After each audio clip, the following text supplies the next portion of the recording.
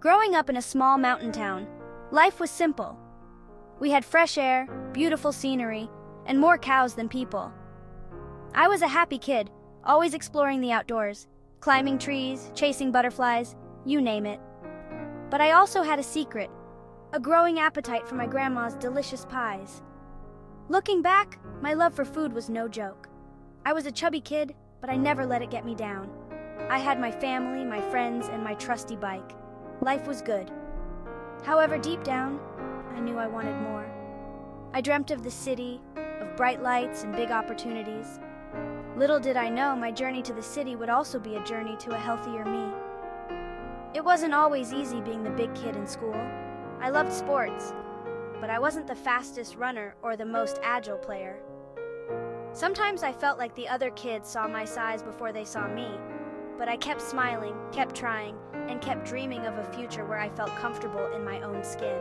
The young protagonist's journey is just beginning, filled with dreams and challenges that will shape who he becomes.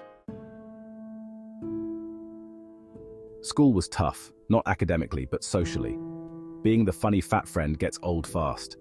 You want people to laugh with you, not at you. I started to notice how my weight was impacting my confidence.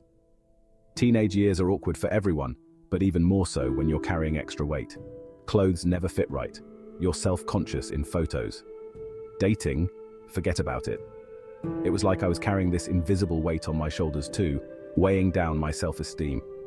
I remember this one time trying to impress a girl at a school dance. I attempted to do the moonwalk, but instead of gliding across the floor, I tripped and landed in the snack table.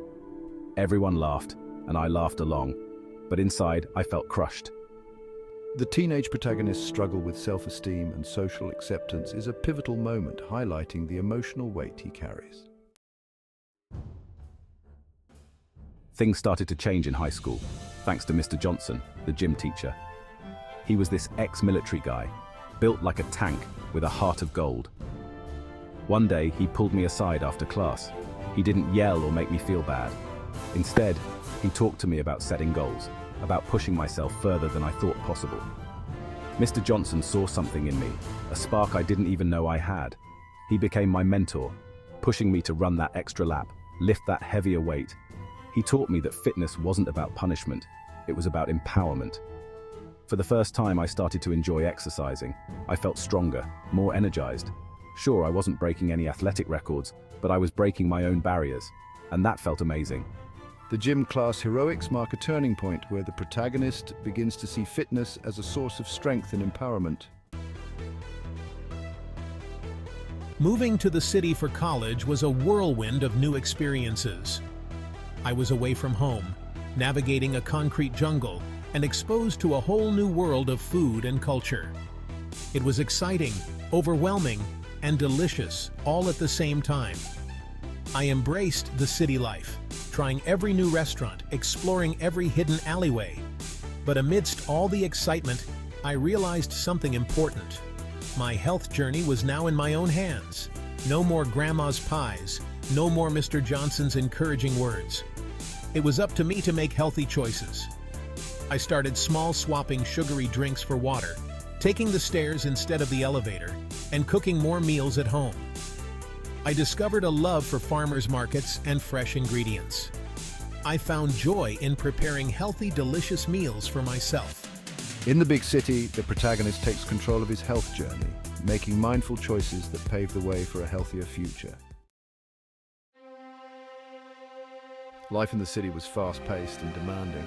I was working long hours, chasing deadlines, and surviving on coffee and takeout. My healthy habits from college? Let's just say they took a back seat. Then came the wake-up call. I was in my mid-30s and my body decided it had enough. I was constantly tired, my clothes felt tighter than ever, and I just felt off. A visit to the doctor confirmed my fears. My blood pressure was through the roof and I was pre-diabetic. It was a terrifying moment. All those years of neglecting my health had caught up with me. But amidst the fear, there was also a flicker of determination. This wasn't just about losing weight anymore. It was about regaining control of my life. Section 6, the A-Team nutritionist and trainer. I knew I couldn't do it alone this time. I needed professional help. So I assembled my A-team, a no-nonsense nutritionist, and a trainer who looked like he could bench press a small car. My nutritionist, bless her heart, was on a mission to rid my diet of processed foods and sugary drinks. She introduced me to the wonderful world of quinoa, kale, and things I couldn't even pronounce. It was an adjustment, to say the least. Then there was my trainer, a man of few words but many burpees. He pushed me harder than I ever thought possible, but he also taught me the importance of proper form, consistency, and listening to my body.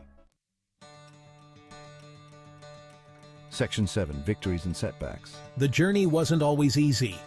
There were days when I wanted to devour an entire pizza and call it a day. There were moments of self-doubt, times when I wanted to give up. But then there were the victories. The first time I ran a mile without stopping, the moment I could finally fit into those jeans I thought I'd never wear again.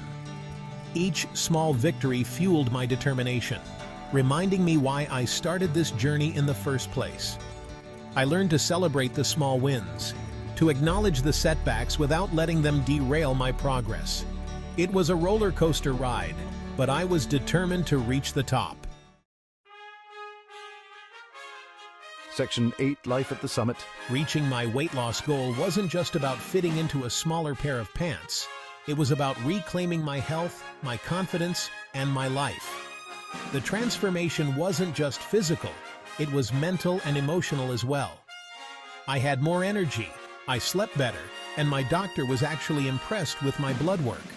But more importantly, I felt comfortable in my own skin for the first time in a long time. I had climbed my own personal mountain, and the view from the top was incredible. My family was my biggest support system throughout this journey. They cheered me on, held me accountable, and celebrated every milestone with me. My transformation wasn't just my victory, it was ours. Section 9, Never Climb Alone. Looking back, my weight loss journey was about so much more than just shedding pounds. It was about facing my fears, pushing my limits, and learning to love and appreciate myself inside and out. If there's one thing I've learned from all of this, it's that you don't have to climb your mountains alone. Surround yourself with people who lift you up, who believe in you, even when you doubt yourself. And remember, the journey might be tough, but the view from the top is always worth it. So keep climbing, keep striving, and never stop believing in yourself.